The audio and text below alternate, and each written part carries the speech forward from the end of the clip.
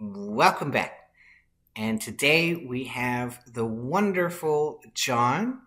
So many of you have heard me tell stories about John. And so I wanted to take the opportunity to interview him and present him to you because I think, John, you were one of my early students. And I hmm believe, if I remember correctly, you were the first student who had a samadhi. Um, Oh, I didn't know that. yeah, I think you were the first one. I believe that's true. So, kind of an amazing journey. And I like to tell your stories to everyone, and everybody resonates with those stories. So, I think this is to me this is a real joy. I've been wanting to do this for some time. Okay. Do you remember how you found me? Yeah, I remember. It's a vague memory at this point because it's all sort of collapsed into itself. But Yeah. essentially, I've been doing this for quite a while, since I was in my 30s or like late 20s, early 30s. I've always been interested in the spiritual life, even in my early teens. Raised a Catholic, uh, and of course, there was something about the spiritual life that really attracted me, but it was sort of vague. And so as I went along, I'll just give the long drawn out version, if you don't mind, That's because I great. was thinking about this. And so raised in it. And then I went through my whole agnostic period of this doesn't make any sense to me because I've always been one of those people that questions everything and thinking this doesn't make sense to me. If it doesn't make sense and if it isn't practical, what's the point? And so although I gave it a good shot, I really felt enamored by many of the things that were in that religion. But so I went through an agnostic period. And then after my agnostic period, I sort of went through a whole spiritual journey through drinking. I became a drinker, believe it or not. And William James talks about the spirit of alcoholism, which Yeah. is a very interesting thing to me because it really is about that that place that you want to go to. It's almost an escape into this other reality. And he talks about it very, very clearly. Yeah. And I did that. That's exactly what I did. And then after I got basically tired of that and it had its downfall, that's when I started getting into 12 steps. And that had an amazing effect on me. Basically, it brought me from sort of the dogmatism and the rules of religion to a specific spiritual experience. Yeah. And the first time I ever heard the word unconditional love, and I was really like, that's an amazing thing. It just sparks a memory in you. Like, oh wow, what is that? I love the word. And so I went through this whole it's a clearing out process what you do with that. And when I had did this first clearing out, I had some spiritual experiences. Now, my spiritual experiences are more of a revelation or a knowing. It isn't something, it's not visions. It's Yeah. just a knowing Yeah. and a noticing. And so it kind of sneaks up on me. Like all of a sudden I'll just notice some different way of thinking or some different way of knowing. And that was my first time. I just noticed I had forgiven everybody, that I had no resentments in my life. What's going on? I just felt clear. I felt clean. Yeah. And it was a beautiful thing. And at that time, then I started exploring the meditation thing because that very much attracted me. Oh, I was so attracted to meditation practices. And so I joined a group, the same one that you joined. But for me, and everything to me now is a blessing. So I have no regrets about anything.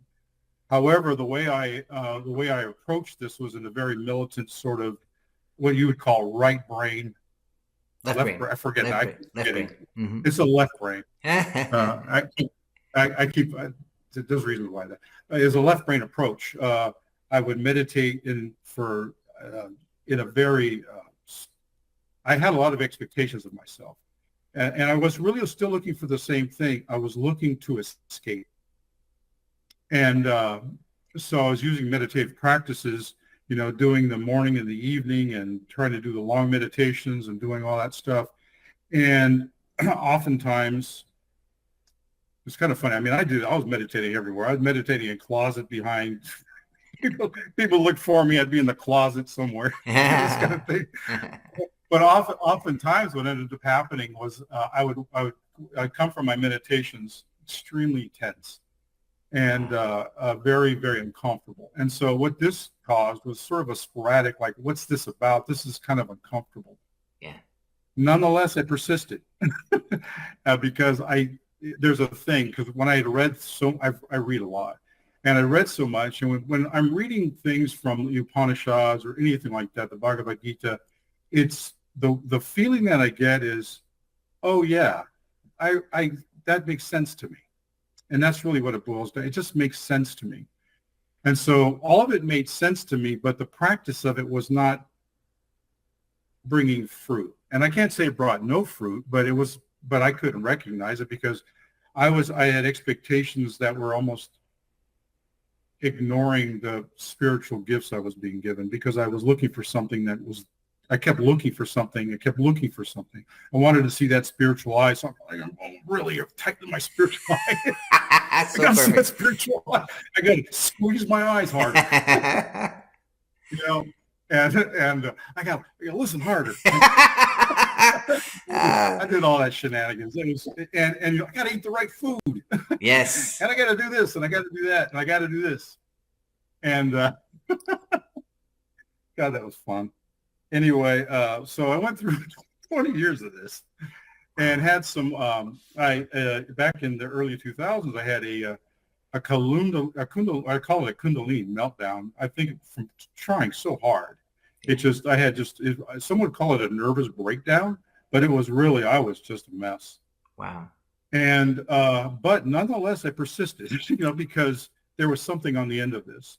Yeah. And so I sort of drifted away from the original group and went to another group that emphasized to me more about joy and love. Nice. And I stayed there for a few years, and I actually became a monk for a year. Wow. And this is where it got interesting to me. So I became a monk, very sincere. And just a few weeks after becoming a monk, I try to explain this so it doesn't sound too heebie-jeebie, but the guru inside of me revealed itself to me.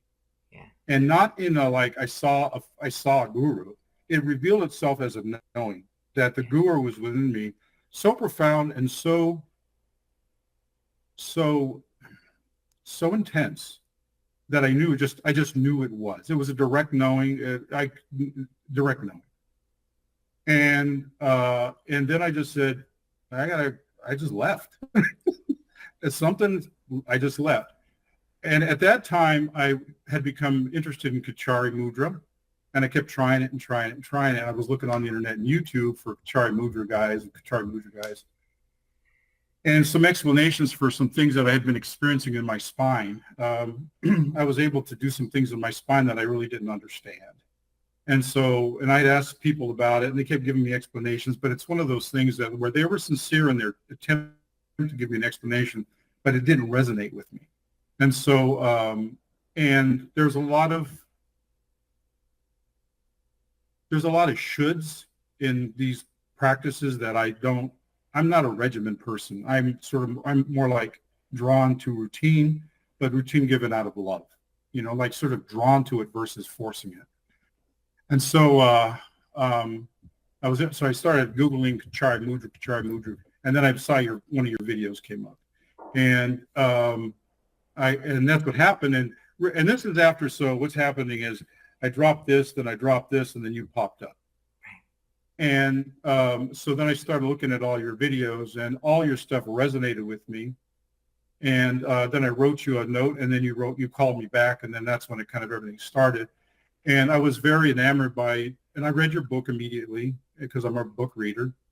And that's how I met you. I met you through YouTube. You called me, and then you were able to explain to me and talk to me. And really what you did was validate things that were happening to me that I did not understand. You were able to give me an explanation of, hey, this is what's going on with you. And it was one of those things where, yeah, that is what's going on with me, instead of, I don't know about that. And it's like, it's going from they're just taking an educated guess that they know exactly what I'm happening to me because they've experienced that themselves. Yes. So that's when I started this whole journey with you. Yeah. And that's been another whole thing. So did I answer your question? Yes. Oh, it's beautiful. I love it. I love Yeah. it. Now, um, along the way, I spent some time uh, teaching timeline therapy to you, and you picked it up and ran with it beautifully. And the memory I wanted to share was you calling me up and kind of like what has happened to me. I believe that you said I've lost all of my judgment, and it was so much of your judgment which you had lost. It kind of was like, what is this?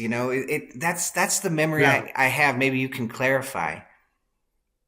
Yeah. What happened with I did so I've taken everything that you talk about and I run with it. Yeah. Because it just works. It's a practical. It appeals to my intellect. It appeals to my feeling. It appeals to my pragmatism. And so, if you talk about it, I would just try it. Okay. The first thing I loved was the feedback system, Yeah. and I call it right now. I have a little thing. I call it feedback and feed forward. There's this sort of this constant It's like, okay, I'm getting feedback, but then I get this new understanding and a new knowing, and then this comes forward, this comes back. It's this whole idea of being both a part and a whole. Yeah. And so when I first did time, so you talked about time, I heard that, I heard time. I'm always curious. I'm intellectually curious. And I heard the word timeline therapy. And I have done lots of different, I've been reading self-help books and things since I was like 18. And I thought, well, let's try that. It was so simple. Yeah. And I didn't truly understand at that time the dynamics of it. But what happened was I did it. I don't remember if you did it or I did it alone, but I did it. I went literally to the beginning that there is really no beginning at this point. But I went there and it just washed everything out. And so it's one of those things where it's difficult to give words to. Yeah. But when it gets washed out, this feeling of love just sort of descends. Everything's washed out. It's like, and then what ends up happening is, oh man, there's so many things that happen from that. It's in conjunction with the Kriyas and everything else. But the personality the personality became, I'm not going to say irrelevant, but I'm going to say it took a different place. Yeah. It's like, instead of being who I was, it became something that emerged from me. And that the timeline therapy, I don't use it anymore because I just don't need it anymore. I did it to the past and I did it to the future. Yeah. So anxiety, that thing that happens in the future, you see that. And so this is going to sound weird, but I'm going to say it anyway, is that the feeling that I have truly is that, I'm going to say this, is that I've always been. This is the feeling. I've always been. Yeah. Okay, I was never created. I will never die. I've always been. So this gives you this giant perspective of things. Yeah. And so the timeline therapy opened that up because it sort of cleaned out the story so that I could see that. And so it was easy for the past because I've done a lot of stuff on that anyway. But the future, then the anxieties of the fears of the future, that kind of thing, you worry about this, you worry about that. And so what happens now is I sort of just jump forward and see this infinity. I can't really tell you what it is, but and then you look back and you just say, hey, everything was all right all the time. No problems. And so it's a beautiful feeling. It's a feeling of, it's I hearken to it in a very, very I don't do it formally, but the way my brain works now is it sort of just jumps ahead and comes back real quick. And so that I see that the things that whatever, because I still get concerns, I'm a person that has these things that happen. But as I jump forward and come back, I realize the perspective that I've been, the perspective changes to where, it's just the perspective changes. That's really what it is. So that's so that So that's what happened, all judgment. So I don't, it's very difficult to say what this is, but when I have a, let's say, a disagreement or a problem, or let's say if any kind of a judgment does come along, I immediately put myself in that other person's or that other situation's place immediately. I understand. I see myself through that, Yeah. so that it's very difficult to hold on to it. It just kind of, it goes away so fast, and it seems funny and ridiculous. That's the word. And that really is what happens. It seems funny and ridiculous to even think that way anymore. Yes. So there you go. So And NLP and HUNA. I did all that I stuff. know, right? Perfect.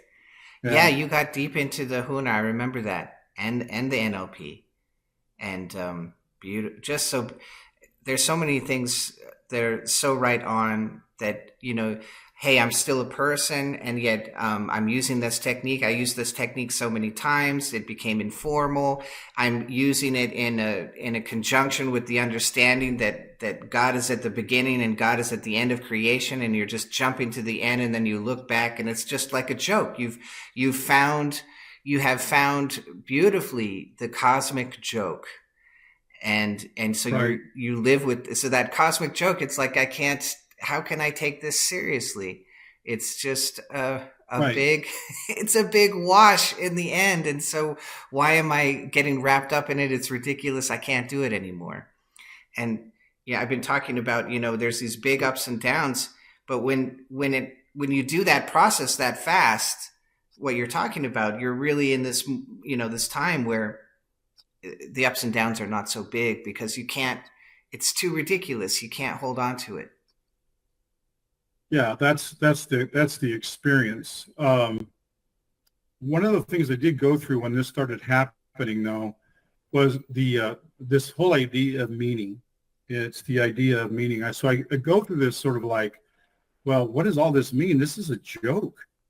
But then I started this. So what I'm going through right now is the creation of meaning. And I don't know exactly how to say that, if any way, but it's like I've had to sort of had this meaning of my own life created within me, since all those things that I used to be and used to define myself as, literally, it's very difficult for me to see myself as anything. I don't see myself as a yogi. I mean, I can use those terms. I can use the nomenclature, Yeah. a meditator, but all the labels have sort of drifted away. Yeah. And when I say drifted away, that's how it feels. And that also came from, so what happens with me is sometimes I'll meditate and nothing will happen. And then all of a sudden I'll be walking through the day and I'll get banged on the head by something. And one day this happened to me. I meditated, then I went out and did my life, and the words that came to me is, you're not doing anything. It's being done through you. And that was a weird feeling. But it resonated with me as that's what's going on. It's like something is being done through me. So I've become sort of, so now what I'm trying to do is create my life, create the meaning, and all it is love. And you just create the love. I've become very enamored now. I've never been an artist type of guy, and now I'm doing pottery and taking photographs and trying to paint things because it's a creation that's expressing beauty, which is sort of the outward version of love. It's like here's something out there that helps you to overcome the separate self, the idea of it.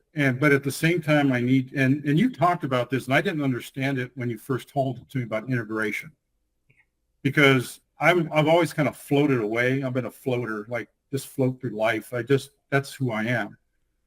Well, that's, I don't even see what that is, but that's how I've approached things. And so I remember when I had that samadhi now. Okay, I remember it. And I was just, my eyes were dilated. I couldn't see straight. And it just kept, I go, what the heck? It was a weird feeling. Okay, this is just, and it was like during the day. It didn't happen during the meditation. Yeah.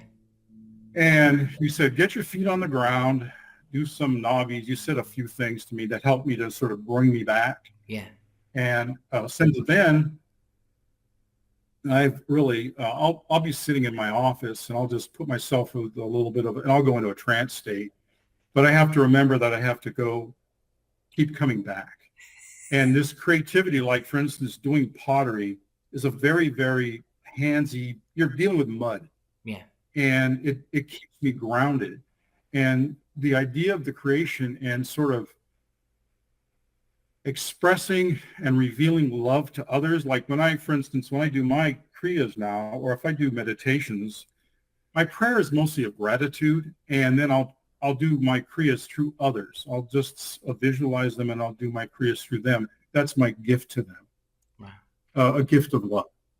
And so that's the meaning that, so when my story was sort of wiped out, I had to write a new story, right? Yeah.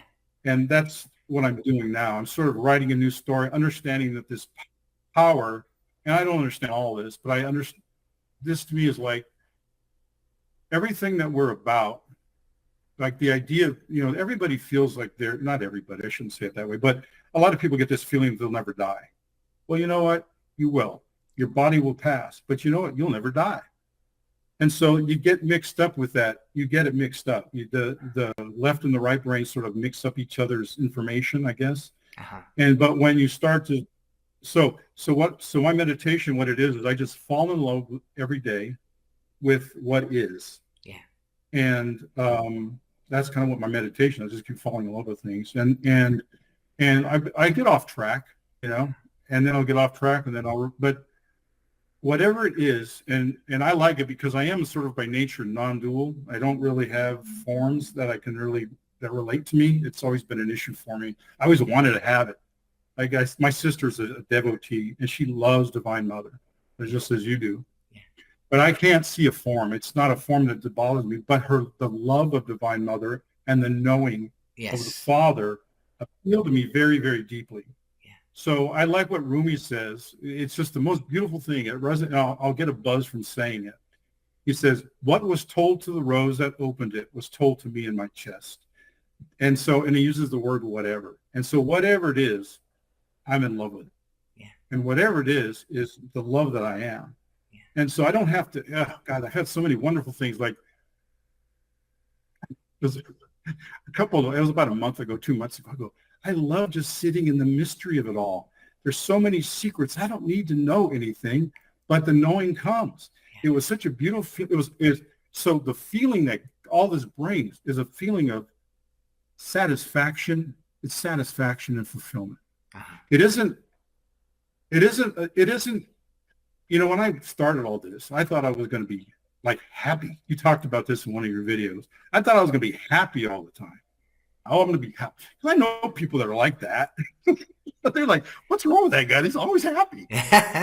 But it isn't, my thing is, my thing is I'm always, we talked about this in many videos about the idea of suffering in the world. Yeah. Because it always has a deep impact on me. It's like, I just want to relieve it, but that kind of thing. Right. And so I'm very understanding of it. And I don't it's one of those questions that I can't answer. It's not come to me all the total meaning of it all. But the meaning of love does resonate with me. And so I can sit in that part. It's like this poise where you're fulfilled. And literally, it feels like a fulfillment. It feels like, well, I'm done. Yeah. I'm done. Yeah. It's like I feel satisfied. Yes.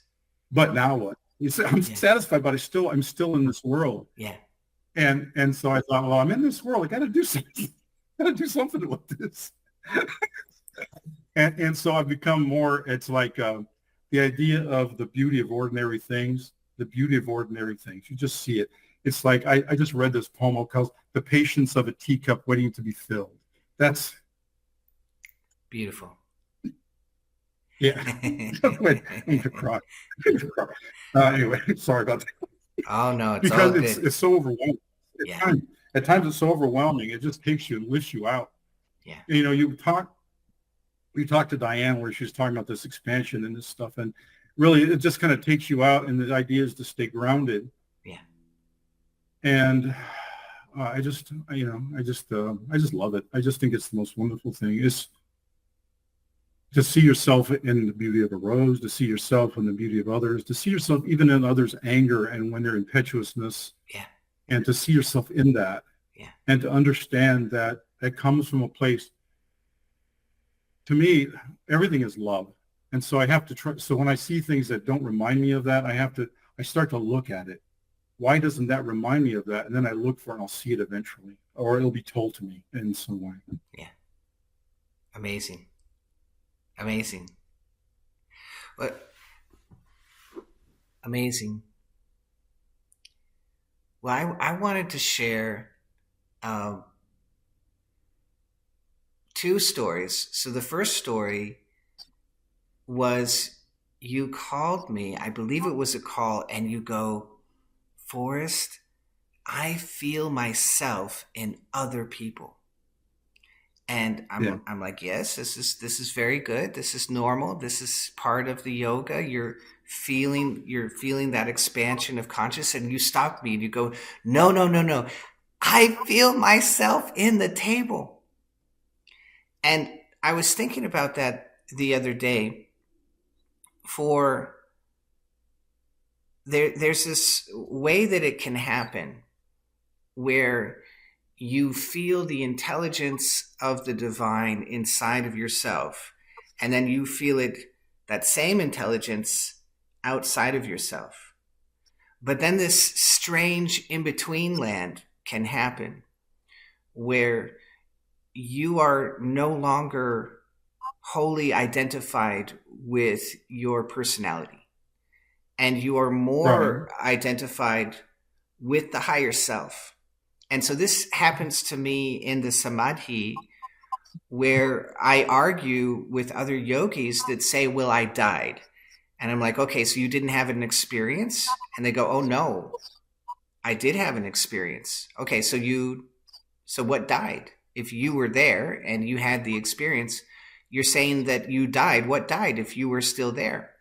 And so when you identify with more of that as the base of who you are, then there comes an experience sometimes where you will feel yourself as you are, part of that greater intelligence, and then you will feel that same intelligence in everything else. And so you actually feel as if you could, it's almost as if the label of you is out there as well. And that's really, that was I believe that was where you were at, and that was the phone call that we had. That was the first one. And then the second one, you were at work and you said, I looked down at my stomach and I saw the universe turning inside of my stomach. And you said, I knew I was that. So, that's Mm-hmm. a beautiful, beautiful Sahaja Samadhi. And, uh, and that's when I told you, don't sit down, relax, don't drive home, make sure you're okay until put your feet back on the ground before you do anything. But I Yeah. yeah, I love those stories. Yeah. Those are, yeah, I don't remember any of them. It just kind of happens. It kind It's of all just happens to me. collapses. Yeah, no, and because I used to call you more often uh, because of these things would happen to me. I didn't understand what was going on, Yeah, and now most of the time I understand what's happening, or if I don't understand what's happening, I know that I will understand what's happening, yeah, and it really is. It's more now become uh, an understanding or a knowing. I think you had one of your videos you talked about the purpose of life is the learning. yeah. Well, that's the expansion. To me, it's the expansion of the knowing. Yes. And when you know, so that identification with the infinite self is right now where I'm at. Is like that's all I that's all I it's that's all I could see. Really, I can't I don't really. It's hard to give it words because when you hear that thing Padma C where I'm that well I am that, but what does that mean exactly? And so and that's what I'm in the process of learning is what does that mean? It's like learning, it's like almost like going through a childhood where you're learning who you are and what you're capable of and what you're, all that stuff. Yeah. Yeah. And I still feel those things where I feel myself in others, in things. And it can be more overwhelming than other times. You know, sometimes it can be very overwhelming and sometimes it's just, I feel that that's the way it is. You know, Yeah. I've got a bunch of cats that come to my door every morning to get food. I'm allergic to cats, but they come every day to my door, and I can feel the cats. I can understand what they want, and food's a basic thing, Yeah. but they want to be loved, and that's Yeah. how they're loved through the feeding of the cats and the talking to them and that kind of thing. And so that's become almost an ordinary experience now. Yeah. And I've had people ask me, "Well, can you levitate or can you do?" Says, I don't think I need to do that. Because I remember wanting those cities when I first started doing this. I was always enamored with the cities. Yeah. And I go, and I was also enamored with the third eye and all that stuff. And now it's more like, it's so like, I can't say it's settled. It's like, I Yeah. don't, it's like, if it happens, it happens. If it doesn't. It's like, it's one of those things where, to me, the miracle is waking up every morning and finding a way to have gratitude and joy, Yeah. finding a way to make it through the day. And it's fun. So anyway. That's so perfect. The the Gita talks about, that reminds me of the Bhagavad Gita. The Gita talks about this moment when the yogi renounces the processes that brought him to these deep experiences. So Yeah. even the same process that brings him to samadhi, he lets it go. He renounces it because it's no longer about any form. It's all about the meaning and the love, like you're describing. Yeah. Yeah, that what happened with me was this has happened maybe a year or two ago where I stopped meditating formally on a chair because I was meditating in my dreams. And my dreams would tell me all kinds of stuff. I could feel I was aware of what was going on. My dreams became a very coherent thing. It was like, it's hard to explain this, but the difference between waking and sleeping was, I could hardly tell. Uh-huh. And then I would go into like the deeper sleep and be aware of it. Yeah. And then I just stopped meditating. Well, I don't even meditate anymore. So I just meditating in my dreams. But I have taken it up again because it's fun. It's fun. It's fun, but the formal meditations, because I took it very seriously for a very long time. I mean, I was meditating all over the place, doing 6 hours, doing all that kind of junk. And I mean in a very loving way. Yeah. Because I approached it. It took your feedback, hands hot and heavy, going into the spine, understanding the vagus nervous system, I read Todd Murphy. I got his helmet because I'm a gadget guy, so I had to get the gadget and realize, wait, I'm just doing that anyway. That's another story. Doing all those things, but the feedback system was very important to me because up until then, I didn't know. I just was doing it and forcing myself and realizing that it wasn't getting the results. And what happened after doing that, within a very short time, probably because I put so much time into beating it up, that it just kind of flew up. It just, all the relaxation came. And I became very, very relaxed about meditation. And I know I don't know how common that is, but I'm very relaxed about it. It's like, I have a dear sister who meditates hard. And I told her, you can do 5 minutes and probably feel better, but you won't have anything to do with me right now. So Oh, wow. She doesn't want to listen to that. She wants to do the hard meditations, and I have to let her go through that same process that I went through until I realized that it wasn't getting me into that relaxed state of the right brain. Yeah. It wasn't getting me into the left amygdala. It wasn't doing those things for me because I was basically in the story, trying to change the story with just the character in the story. And it wasn't working. It's like being in a storybook and you're trying to change the story within the storybook. It didn't work. That's all it boiled down to. It just didn't work. Yeah. Whereas the way your approach to it worked for me. And that's really what I say, because to me, it's like, if that works for you, because I've read, I started off in Catholicism, but I went to Zen, and then I went to TM. I did a bunch of other things. I did a bunch of stuff. Yeah.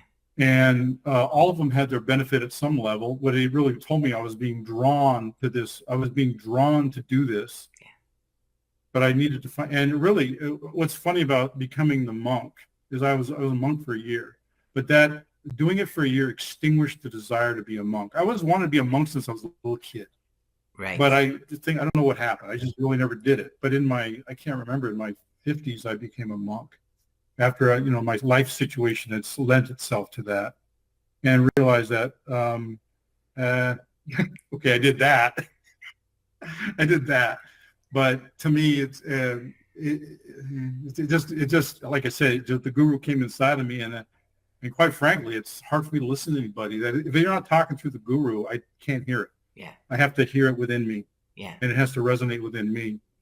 Yeah. And versus being sort of, that's the whole. I really like the food thing with yogis. Yogis and food are just a fun because of all the food stuff. And then one day I realized I'll just eat food.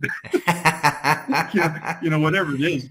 Because Huna talks about it. One of the things I loved about Huna is the healing methods in Huna. Is it okay if I talk about that? Of course, I'd love it. The healing methods. Okay.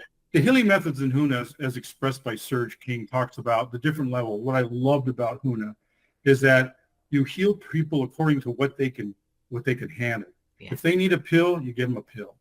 If they need holistic or naturopathic or massages, you give them that. But eventually what it really is thought. Mm-hmm. And so you're trying to get the belief to change. Yeah. And so my thing with food became, well, if I believe it, and I believe this food is healthy for me and energetic, and I still do some practical stuff. I don't eat junk too much.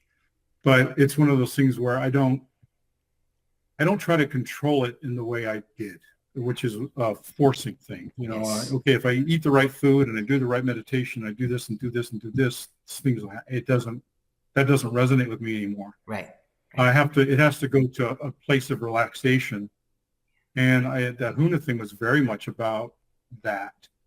And the understanding that I got from that through Serge King and some others was a very, very, it's a very accommodating.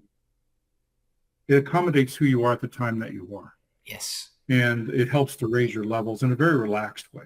Yes. And to me, it's like, well, you should be doing this. I don't think that way anymore. Uh-huh. Although I used to think that way. I should be doing this. I should be doing this. Yeah. And it's very much more organic and like a flower blooming versus me forcing it. And I tried it. I like gardening. I try things. I try to force flowers to bloom. Yeah. But it doesn't work that way. You got to give it the right ingredients. You got to give it the time, and you got to give it the place, and you got to give it the soil, and you got to give it the stuff. And then it just really.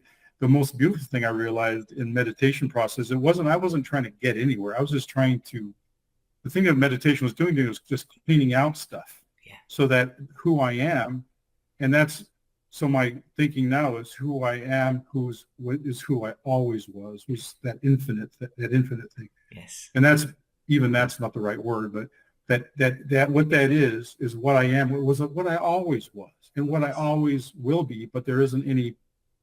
It's always. Yes. They talk about the eternal now. I don't really understand it entirely, but I feel it.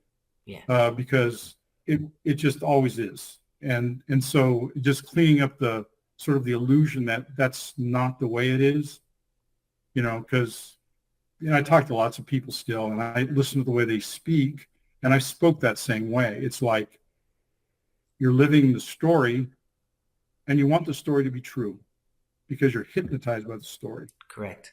And I don't tell that to people anymore, but I used to. Because when these things happen to you, it's like you want to run around with the thing and wave it around. Look what happened. I know what you're doing. It does. And then I realized it doesn't really work that way. People still want to believe that. That's right. And I go, well, you don't want to believe that. But and then I just sort of like I listen for little things, because I remember I went through the whole thing. I went through all that stuff. Yeah. And so then I do a Kriya for them, or I send up a little gratitude prayer for them. And that's how it really works for me now. I love it. Wow, amazing.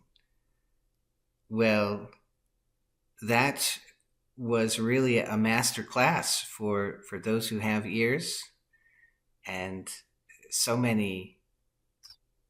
This is really beautiful. This is.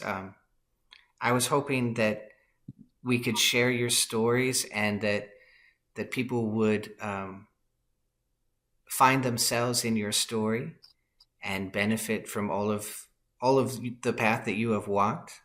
There's this quote from the Buddha: "He who's conquered, no one else can conquer what he has conquered." Something along Mm. those lines. I think I quoted it in my first book. I just love that. The path that the soul walks, you can show it, and you can talk about it, and you can say there are these archetypes, but the actual walking, that there's so many small choices and so many blossomings of understanding, and so many revelations that take place. There's no possible way that you could regiment all of that. It's exactly like you're Yeah. saying. It's like a flower. It has to blossom naturally. And so Yeah. the trick is to find yourself in somebody that has walked in front of you. You find yourself in what they're saying, and you work with that, and then your flower grows. And this Mm. was this was gorgeous. This was wonderful. Well, good. Yeah, that's where my deep appreciation and gratitude for your teachings comes in, because you are able to show me through your own experience, and that's what I go by. I learned this in my early 30s, that talk is one thing and walking is another thing, and this has proven itself true many times in my life. People can talk a good talk, and I love that, because it still can be very inspiring. But what I learned was how do they live their daily life, and what experiences they've had, and how they changed the context of their experiences. And so that's kind of the thing that I do. It's more like, that's what's happened to me. That's what I saw when you first spoke to me. I realized that you had done some things and had said some things that were to me made a lot of sense, because I had lived those things already, but I hadn't been to the places that you'd been where you'd gone through them. I'd come to face them, Mhm. and it was the techniques, and again, the techniques. Everything's just it's a model. Yeah. It's a way of seeing. Like, one of the things that I this stuff I could talk to for hours. So I'm a very much science-oriented and spiritual-oriented guy. And so I've been reading this book. It's called Irreducible, by this guy named Federico Fagan, who's a quantum scientist, theoretical physicist. And he talks about the world as quantum and classical. And there's that same dichotomy of the left and the right brain. There's the rules that apply to the classical, which is the rules that everybody, in other words, matter creates consciousness, that kind of shenanigans that people have thought for so long. And he says, no, this is not the way it is. It comes out of consciousness. Yeah. And the consciousness, he goes, the property of it is love. This guy's a theoretical physicist who had a spiritual experience at some point in his life, and then he Wow. investigated as a scientist. Yeah. And so he came up, it's amazing, really. And so when I read this, I just think of the left and the right brain, the dichotomy, and he calls it the part whole. In other words, we're like a fractal. Yeah. And it's like we're a part and we're a whole. Yeah. And to harmonize that and to come to terms with that that's the process I'm going through now, is to come to the complete terms of that. And that's but the whole thing is that was. And everything that's happened has always been like a surprise. Like, oh, now I think this way, and now I think this way. And it's just a matter of doing the techniques, paying attention. Things blossom when they were supposed to blossom. I remember when you told me that, I guess you gave an explanation. I remember I used to love it. You go down in the cave, you talk to the thing guys, down there. Well, I'd go talk to those guys, and I go, hey, you're me. Hey, you're me. Everyone's me. Yeah. Yeah. I go, well, why am I talking? but the me that I was that's where I'm starting to become, because I'm learning about the dual and the non-dual. So there's this place you go. There are these models, and the dual for me is a place that it's a way to express love, and through creation of I this is more than I can handle. I am that which I spoke to. That which spoke to knows something that I don't know. Yeah. It's like my higher self knows something that it wants to tell me, Yes. and I have to listen. And so there's that whole dichotomy and that back and forth that goes on. It's like you said, you go up to the guru, you come a certain place and the guru comes down. You go up and they come down. But the guru is me. I'm just kind of like hanging out with myself, Yeah. in the broader sense, Yes. in the very broad, so broad that it has no horizon. Yeah. That's how broad it is. It's like, but that's the feeling. Yeah. And that feeling I didn't make that feeling. That feeling appeared, yes, within me at some point. yes. I couldn't tell you when exactly, but those feelings appear within me. And a lot of times I call and tell you, hey, what is that? What is that? Does that mean anything? And now I know more what it means. Yeah. I know more what it means. Amazing. Amazing. Well, I just All right. I just love you and I adore this. Thank you so much.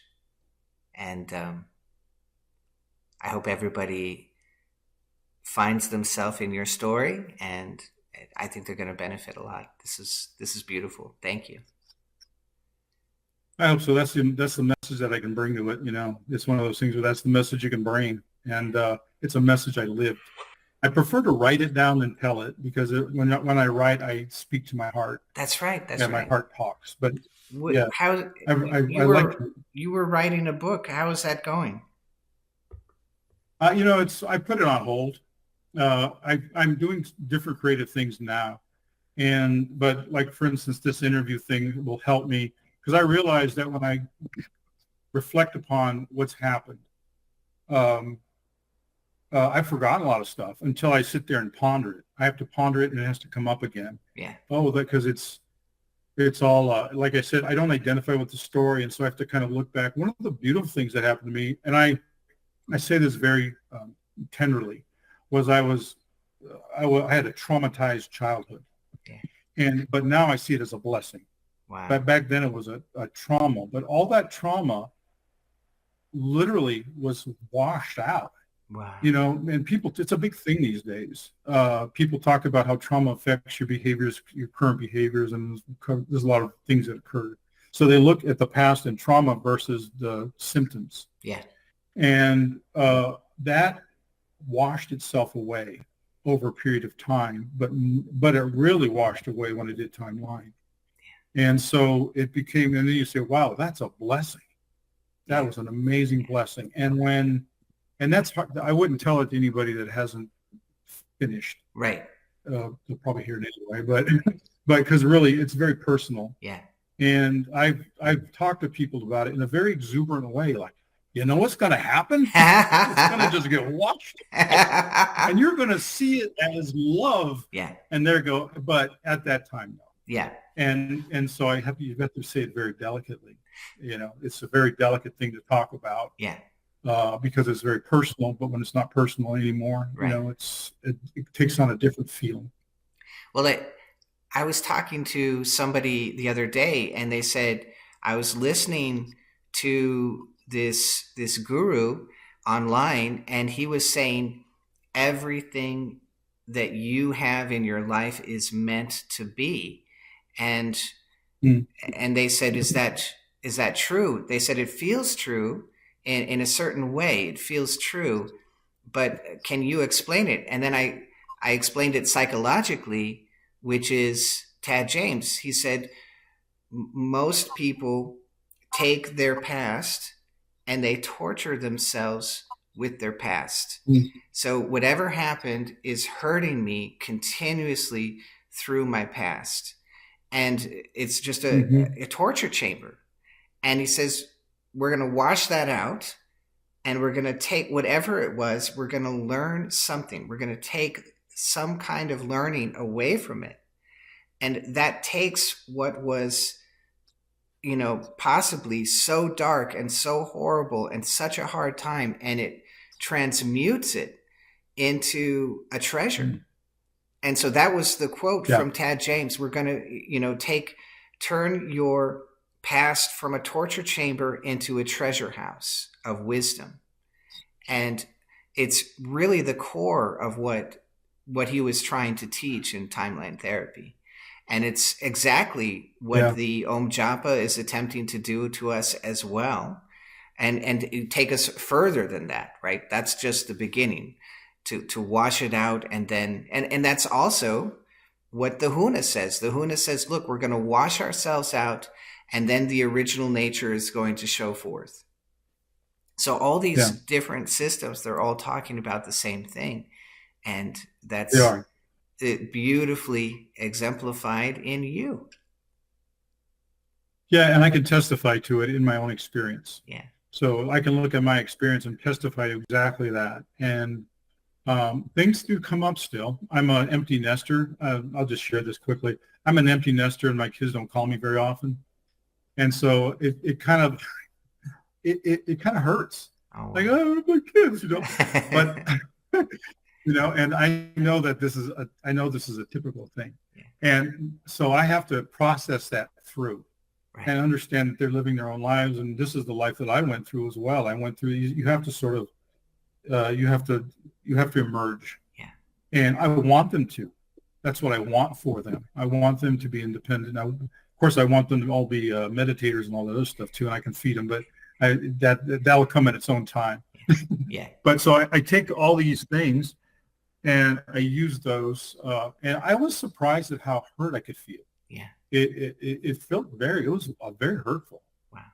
But I realized that I kept living the story of when they were children and the fun I used to have with them and all the things, and now they've got their own lives and la la la la la.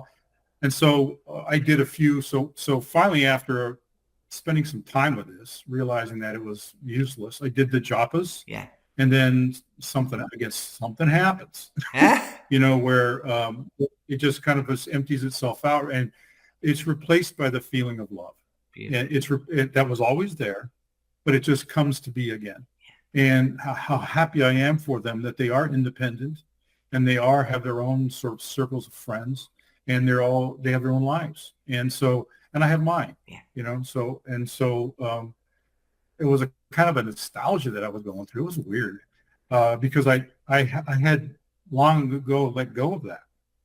Yeah. I just had, because I'm a divorcee, so I let go of what could have been. And when it came back up again, I was surprised, but it did come back up, and it must have been. And sometimes I think in your body, there's things held in there that are archetypal that will pop up. Yes. And that's what I just call it, because I've taken up photography, and I told someone I'm trying to photograph the archetype of beauty. I go, what? That's what I'm trying. I'm trying to see beauty. Yeah. I'm trying to show it, and that's kind of the thing I do now. It's like, okay, so where is the lesson in this? And it resolves itself. And the thing about timeline, what it can do is that it will resolve itself. Yeah. And that's a very, very wonderful feeling. Yes. It's like that Huna thing of the trusted parent, the eternal trusted parent. Like, it's going to resolve. Yes. You have absolute faith from experience that this is going to resolve itself. And just hang around with it. If you want to hang around with it for a day or two or a month, hang around with it. But it's going to resolve itself, and it's going to resolve itself into a greater expansion in freedom and love. And that's been a continuous experience of mine through whatever things happen. Yeah. Perfect, John. Perfect. Right. Thank you so much. Well, it's been fun. I haven't seen you in a while. I know that you must be a very busy guy, because I think your message is getting around, and I love it. Thank you. Thank you. Yes. Yeah. I love it too.